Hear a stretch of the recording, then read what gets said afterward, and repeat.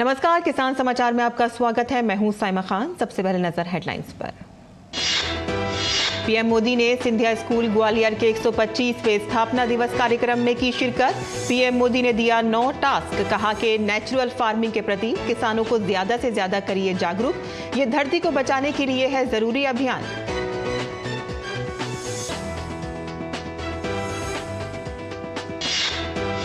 केंद्रीय मंत्री पीयूष गोयल ने भारत टेक्स 2024 एक्सपो के लोगो और वेबसाइट का किया शुभारंभ। 26 फरवरी से 29 फरवरी तक चलेगा एक्सपो। 40 देशों के 40,000 आगंतुक और 3,500 प्रदर्शक लेंगे हिस्सा। गोयल ने कहा कि भारत के टेक्सटाइल उद्योग के पास अपार संभावनाएं। अरब सागर से उठा चक्रवाती तूफान तेज के रविवार को भीषण चक्रवाती तूफान में बदलने की है आशंका। मौसम विभाग ने कहा कि ये बेहद भीषण चक्रवाती तूफान में होगा तब्दील। इसके 24 अक्टूबर की शाम तक यमन के अल-गेदा और ओमान के सलाला के बीच से गुजरने की है संभावना।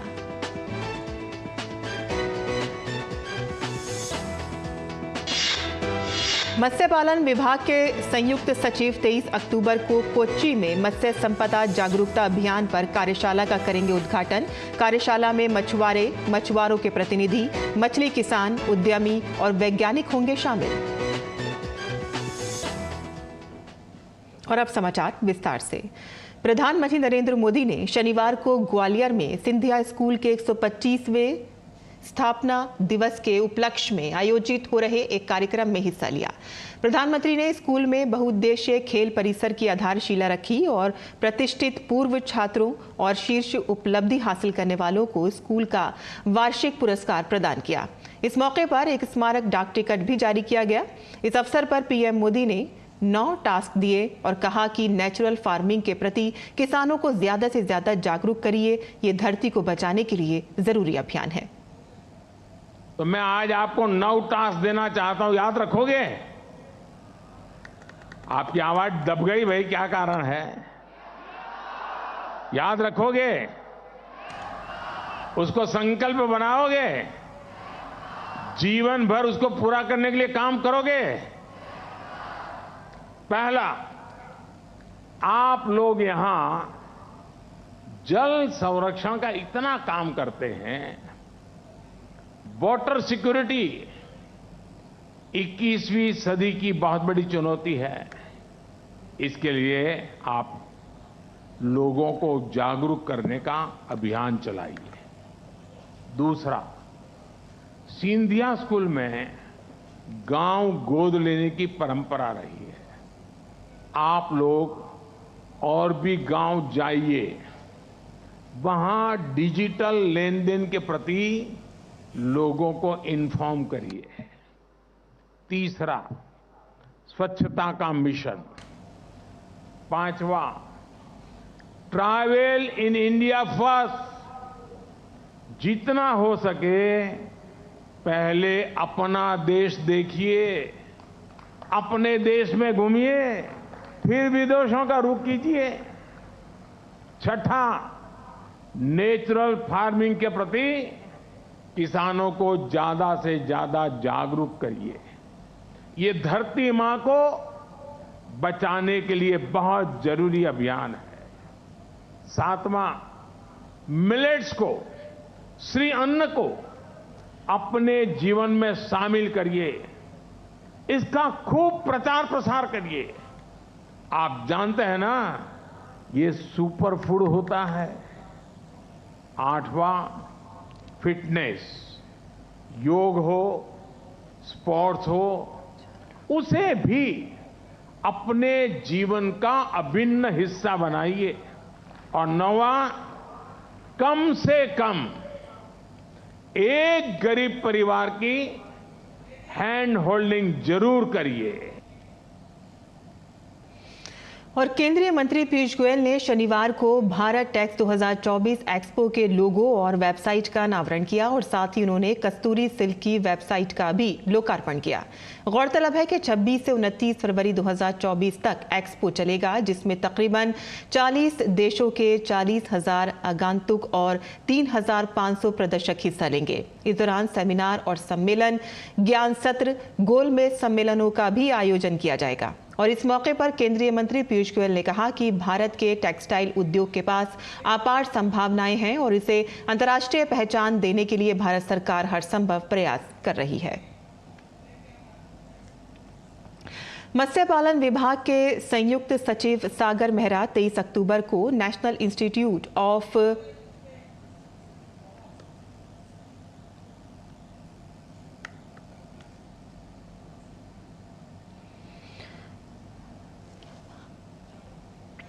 मत्स्य पालन विभाग के संयुक्त सचिव सागर मेहरा 23 अक्टूबर को national institute of fishing post harvesting technology and training Kochi में मत्स्य संपदा जागरूकता अभियान पर आयोजित कार्यशाला का उद्घाटन करेंगे। इस कार्यशाला में मत्स्य पालन विभाग, केरल सरकार के संयुक्त निदेशक केरल में प्रधानमंत्री मत्स्य संपदा योजना के माध्यम से मत्स्य पालन विकास योजनाओं का कार्यान्वयन पर एक प्रस्तुति देंगे। MPEDA के संयुक्त निदेशक सेवानिवृत्त सलाहकार एम शाजी केरल में PMMSY योजना के अंतर्गत एग्रीकल्चर प्रौद्योगिकियों पर संबोधन प्रस्तुत करेंगे और इसके सफल कार्यान्वयन के तरीकों पर QAM प्रभाग, केंद्रीय मात्स्यिकी प्रौद्योगिकी संस्थान कोच्चि प्रमुख एवं प्रधान वैज्ञानिक डॉक्टर जिनुद्दीन AA PMMSY से संबंधित स्टार्टअप उद्यमशीलता में CIFT की पहल पर प्रस्तुति देंगे और NIFPHATT में आयोजित MSJA की कार्यशाला के दौरान मछुआरों के प्रतिनिधि, मछली किसान, उद्यमी, मछुआरा सहकारी समिति के नेता, पेशेवर, वैज्ञानिक व अन्य हितधारक बातचीत में शामिल होंगे।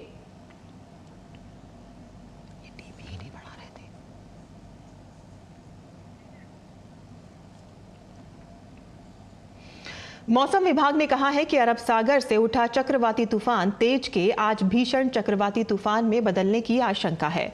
मौसम विभाग की ओर से एक्स पर दी गई जानकारी के मुताबिक आज दिन में ये बेहद भीषण चक्रवाती तूफान में तब्दील होगा और इसके 24 अक्टूबर की शाम तक यमन के अलगेदा और ओमान के सलाला के बीच से गुजरने की संभावना है। उधर भारतीय तटरक्षक बल ने आंध्र प्रदेश और तमिलनाडु में कुछ तटीय क्षेत्रों में काम करने वाले मछुआरों और बंदरगाह पर लौटने की सलाह दी है।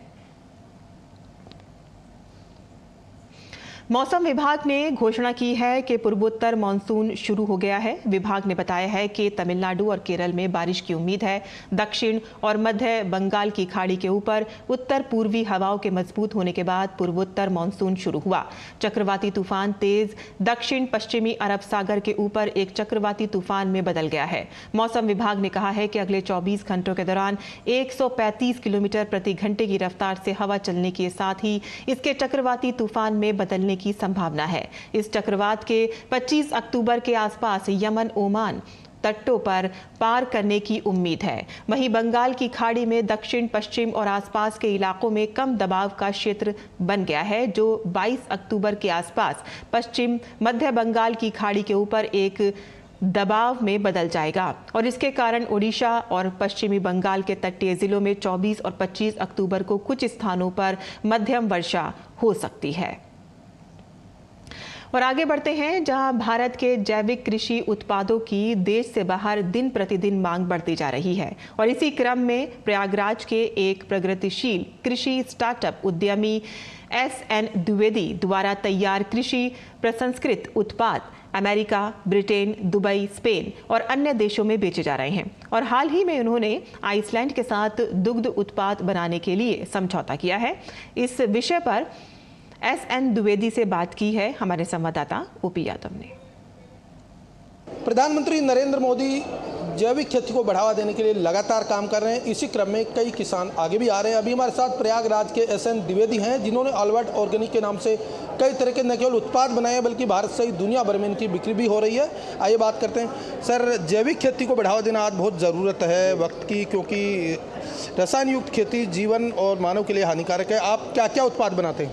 किसानों का एक समूह है जिसको हम ICS बोलते हैं, और करीब 1500 किसान हमारे साथ हैं जिनका की उत्पाद हम अपने यहाँ लाते हैं, और उन उत्पाद को बाकायदा उनको सफाई करके अपने इक्विपमेंट से और उनकी पैकिंग वगैरह करके और फिर उनकी टेस्टिंग कराते हैं। फिर अप्रूवल जब हो जाता है तो उसको एक्सपोर्ट भी करते हैं और ये ऑर्गेनिक प्रोडक्ट की तरह इसको बेचा जाता है। और हम लोग वही प्रोडक्ट लेते हैं जिनमें पेस्टिसाइड फ्री होता है। जैविक उत्पाद जो आप विदेशों में बेच रहे हैं, कौन कौन से हैं और कौन कौन से देशों में आपसे कोलैबोरेशन हुआ है? हम लोग एक्सपोर्ट करते हैं। US को किया है, UK को किया है, दुबई को गया है, स्पेन को गया है। तो ये जो देश हैं यहाँ पे हम लोगों ने एग्रीकल्चर उत्पाद किए हैं। उसके साथ साथ हम लोगों ने अपना एक संयंत्र लगाया है दूध के रिलेटेड प्रोडक्ट से, जिसको हम स्किर बोलते हैं। और वो प्रोडक्ट हम आइसलैंड से हमारे साथ मिस्टर नोनी हैं, जिनके साथ मिल करके हमने ये षड्यंत्र यहाँ पे लगाया हुआ है नोएडा में, और ये फर्स्ट टाइम इंडिया में बन रहा है। ये हाई प्रोटीन दही की तरह है और गाय के A2 गाय मिल्क से इसको हम बनाते हैं। अभी हमारे साथ आइसलैंड के एक विदेशी नागरिक भी हैं जो भारत के दुग्ध उत्पादों के साथ समझौता करके भारत के जो अंतर्राष्ट्रीय पहचान है कृषि और पशुपालन उसको बढ़ावा देंगे। Which type of products you are going to make with collaboration Indian companies? It's a new product which is not in India at the moment, so it's called Skir, and this is a specifically Icelandic product, and now it has become very, very popular in Europe and USA, so we decided to bring it to India to have the Indians try it, because it's very healthy, very protein rich, and very high quality product. भारतीय जैविक उत्पादों की मांग विदेशों में बढ़ रही है। क्या वजह है भारतीय कृषि और भारतीय उत्पादों की प्रतिष्ठा बढ़ी है? इसके पीछे क्या कारण है? अपना देश एक कृषि प्रधान देश है और ज़्यादातर यहाँ पे वो हर प्रोडक्ट पैदा होता है जो हमको ज़रूरत है बाहर भी और देश में। तो और बाहर वालों को अब विश्वास बढ़ गया है जब से मोदी जी का एक नारा है कि ऑर्गेनिक करना है, तो उससे लोगों में भी थोड़ा सा एक जागृति आई है। लोग भी करने लगे हैं यहाँ पे ऑर्गेनिक, और बाहर वाले भी इसको एक अच्छा प्रोडक्ट समझ करके यहाँ से खरीद रहे हैं। तो ये थे प्रगतिशील किसान SN द्विवेदी, जिनका मानना कि भारत के जैविक उत्पाद न केवल स्वस्थ और सेहतमंद होने के साथ साथ प्रामाणिक है बल्कि इंसान के लिए बेहद ज़रूरी भी है। यही वजह कि भारत से बाहर इनकी न केवल मांग बढ़ रही है बल्कि रोजगार, व्यापार और कारोबार की संभावनाएं भी बढ़ रही है। मेरे से की कैमरामैन नवीन और राणा के साथ में OP Yadav, DD news, Delhi. और गुजरात के कच्छ जिले के धोरडो गांव को विश्व पर्यटन संगठन UNWTO द्वारा 54 उत्कृष्ट पर्यटन गांव में शामिल किया गया है। गांव को बेस्ट टूरिज्म विलेज का अवार्ड मिला है। प्रधानमंत्री की दूरदर्शिता ने एक बंजर गांव की तस्वीर बदली है। आइए देखते हैं ये खास रिपोर्ट।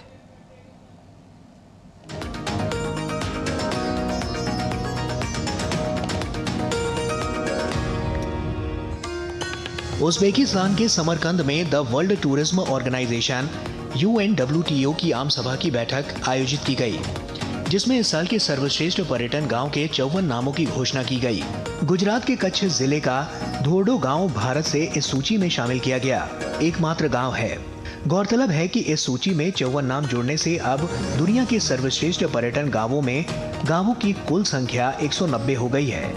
कच्छ का रेगिस्तान गुजरात की एक विशिष्ट विशेषता है। गुजरात सरकार द्वारा हर साल सफेद रेगिस्तान में आयोजित रणोत्सव के माध्यम से देश विदेश से कई पर्यटक धोरडो आते हैं। कच्छ के लोगों को इस सम्मान से गर्व की अनुभूति हो रही है। मुख्यमंत्री भूपेंद्र पटेल ने भी इस उपलब्धि पर खुशी जताई है।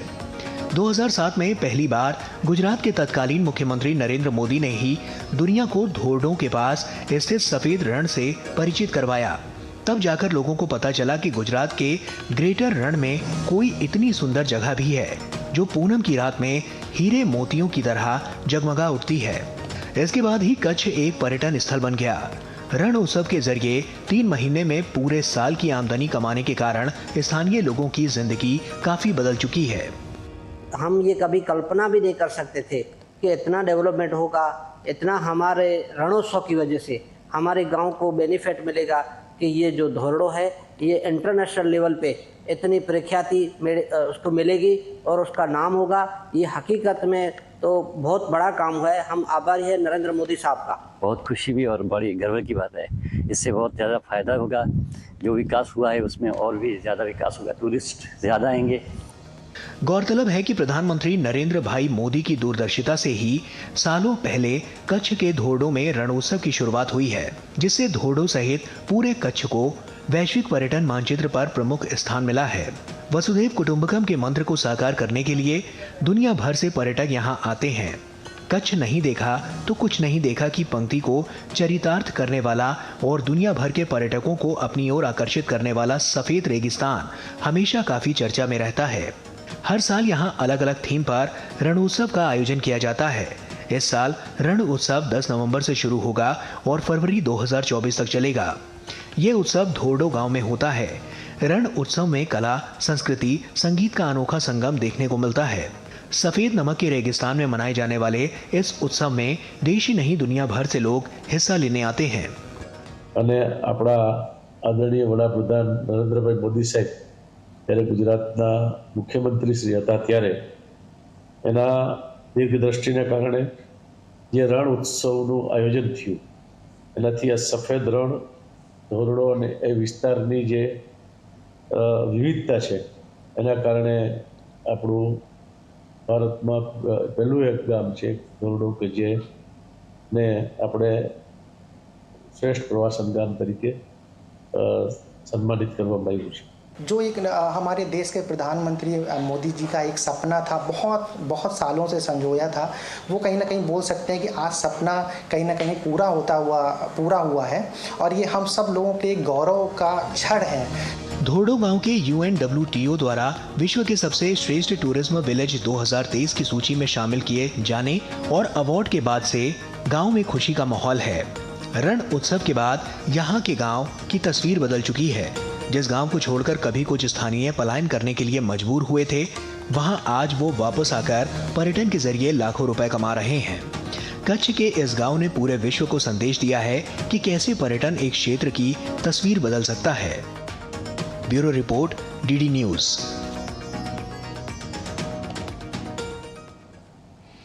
और जम्मू कश्मीर के उधमपुर में किसानों को सिंचाई का भरपूर लाभ हो रहा है। सरकार द्वारा हर किसान के खेत तक पानी पहुंचे, इसके लिए लगातार काम किए जा रहे हैं और इससे किसानों में उत्साह का माहौल है। हमारे पास पहले तो यहाँ पानी उधर इधर जाता था, कोई पानी का रास्ता नहीं था। आज से पहले तकरीबन हमें यहाँ 50 साल हो गए तो पानी का कोई सोर्स नहीं था यहाँ। इस साल सरपंच के बदौलत ये नहरें बन गई, ठेकेदार भी उन्होंने लगाए बहुत अच्छे और उन्होंने काम किया, दिलचस्पी से काम किया। जहाँ हर जगह पानी पहुँचाए और इस पानी का हमें ये फ़ायदा है कि सब्जियाँ जो भी लगाएंगे हम वो इंशाल्लाह यहाँ बनती हैं। नई नहरें बनाई जा रही हैं, इनका हमें बहुत फ़ायदा है।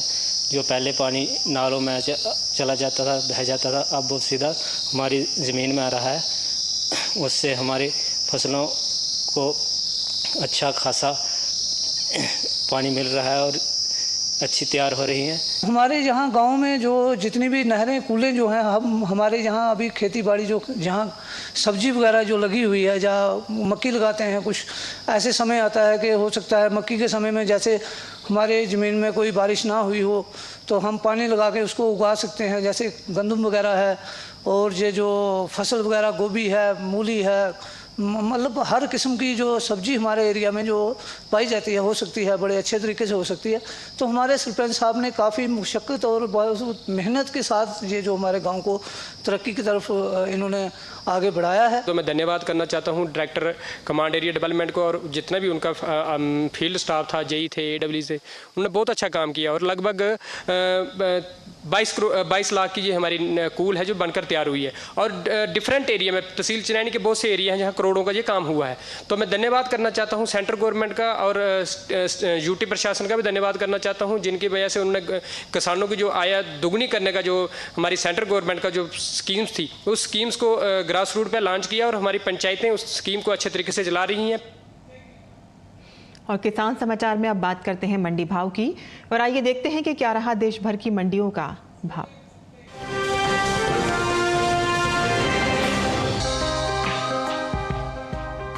मंडियों में धान की आवक सामान्य बनी हुई है।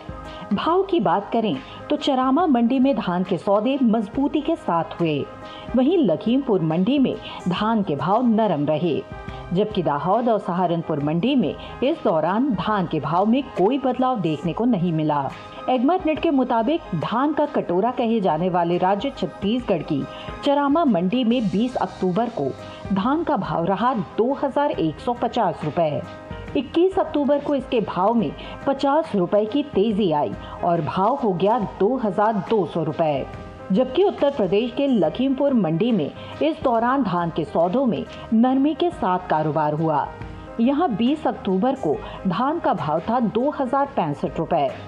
21 अक्टूबर को इसके सौदे 15 रुपए टूटकर 2050 रुपए पर हुए। राज्य की सहारनपुर मंडी में बीते 2 दिनों के दौरान धान के भाव स्थिर रहे। यहां 20 और 21 अक्टूबर को धान 2183 रुपए पर बिकी। इसी तरह गुजरात की दाहोद मंडी में 20 अक्टूबर को धान का भाव रहा 1770 रुपए, जो कि 21 अक्टूबर को भी 1770 रुपए पर टिका रहा। बुआई की बात करें तो चालू खरीफ सीजन में देश के ज्यादातर हिस्सों में धान की बुआई चल रही है। कृषि मंत्रालय के मुताबिक साल 2023 के लिए खरीफ धान की बुआई बीते साल से आगे चल रही है। अब तक खरीफ धान की बुआई 411 लाख हेक्टेयर के पार पहुंच गई है, जबकि बीते साल इस दौरान खरीफ धान की बुआई 400,72,000 हेक्टेयर में हुई थी। यानी इस साल खरीफ धान की बुआई बीते साल के मुकाबले 10,08,000 हेक्टेयर आगे चल रही है। बात धान की पैदावार की करें तो घरेलू स्तर पर इस साल धान की पैदावार रिकॉर्ड स्तर पर जा सकती है। कृषि मंत्रालय के तीसरे अग्रिम अनुमान के मुताबिक देश में धान की उपज साल 2022-23 के दौरान 1,355,42,000 टन होने का अनुमान जताया गया है। ये उपज बीते साल की तुलना में 60,71,000 टन अधिक है, जबकि साल 2021-22 में धान की पैदावार 1,294,71,000 टन रही थी।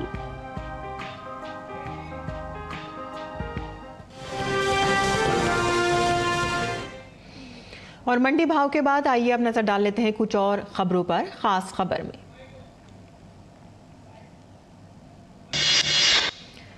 भारतीय जनता पार्टी ने राजस्थान विधानसभा चुनाव के लिए अपने 83 उम्मीदवारों के नामों की दूसरी सूची शनिवार को जारी कर दी। भाजपा ने पूर्व मुख्यमंत्री वसुंधरा राजे सिंधिया को झालरापाटन से उम्मीदवार बनाया। भाजपा सांसद निशिकांत दुबे ने एक बार फिर से टीएमसी सांसद की संसदीय लॉगिंग आईडी को लेकर गंभीर सवाल खड़े किए हैं। दुबे ने आरोप लगाया है कि महुआ मोइत्रा ने संसद में प्रश्न पूछने के लिए रिश्वत ली। उन्होंने कहा कि महुआ मित्रा उस समय भारत में थी जब उनकी संसद की आईडी का उपयोग दुबई में किया गया। सिक्किम के मुख्यमंत्री प्रेम सिंह तमांग ने चुंगथांग का दौरा किया। 4 अक्टूबर को सिक्किम में अचानक आई बाढ़ के बाद चुंगथांग में तीस्ता स्टेज 3 बांध टूट गया था। भारत नेपाल सीमा क्षेत्र में आज भूकंप के झटके महसूस किए गए। भूकंप की तीव्रता 5.3 रही। भूकंप से किसी तरह के जानमाल के नुकसान की खबर नहीं है। वहीं इससे पहले 16 अक्टूबर को भी नेपाल के कई हिस्सों में भूकंप के तेज झटके महसूस किए गए थे। शारदीय नवरात्रि का आज 8वां दिन है। आज मां दुर्गा के 8वें स्वरूप महागौरी की पूजा अर्चना की जा रही है। नवरात्रि की अष्टमी तिथि को महाअष्टमी और दुर्गा अष्टमी भी कहते हैं।